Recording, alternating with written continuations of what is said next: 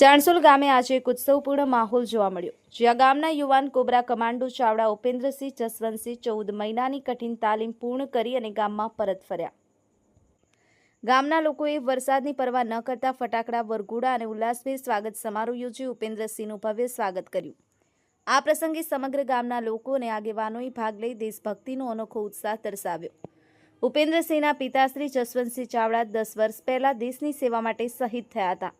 ઉપેન્દ્રસિંહની માતા શ્રીમતી જાગૃતિબા ચાવડાએ પોતાના પતિની શહાદત પછી પણ દેશભક્તિની ભાવના જાળવી રાખી અને પોતાના પુત્ર ઉપેન્દ્રસિંહને દેશની સેવા માટે પ્રેરિત કરી અને કોબરા કમાન્ડો તરીકે તૈયાર કર્યો।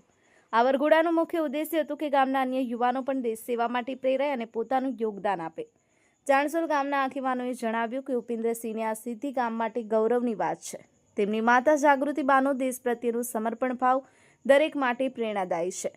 આ પ્રસંગે ગ્રામજનોએ ઉપેન્દ્રસિંહ અને તેમના પરિવારની દેશભક્તિની ભાવનાને બિરદાવી અને બીજા યુવાનોને પણ દેશ સેવા માટે આગળ આવવા પ્રોત્સાહિત કર્યા।